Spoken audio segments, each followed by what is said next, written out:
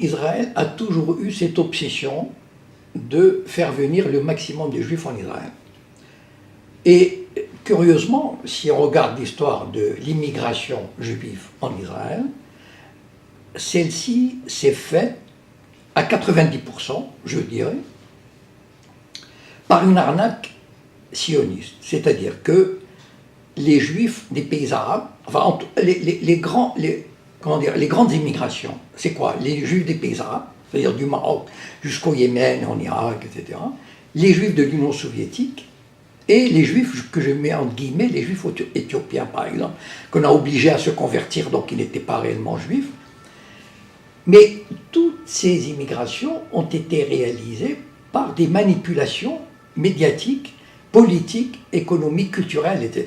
Les juifs, tous ces juifs, au Maroc par exemple, moi je viens du Maroc, j'ai fait partie d'un mouvement sioniste, je sais comment on a travaillé.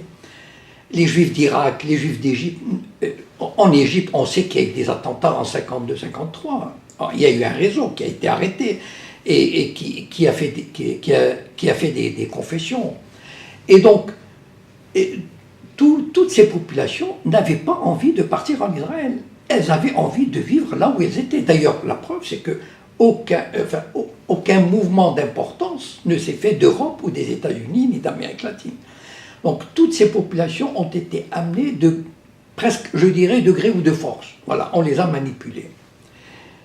Et donc,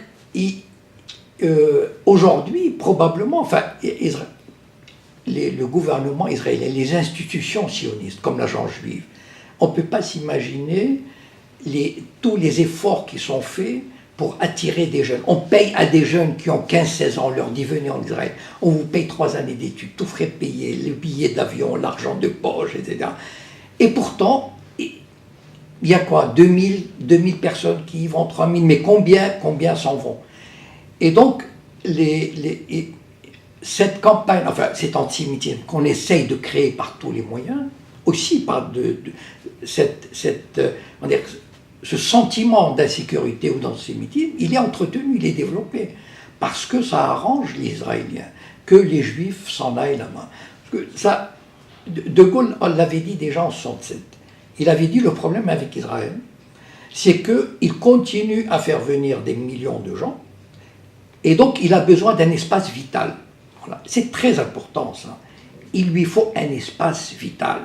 Et c'est pour ça qu'il a conquis la Cisjordanie, et qu'il y a mis 600 000 colons, et peut-être aujourd'hui 650 000 colons, et qu'il lorgne vers la partie est du Jourdain, et qu'un jour ou l'autre, ça viendra probablement. Et donc, plus il reçoit des immigrants, et plus il veut de l'espace pour sa population. Et l'antisémitisme est un des éléments de cette politique.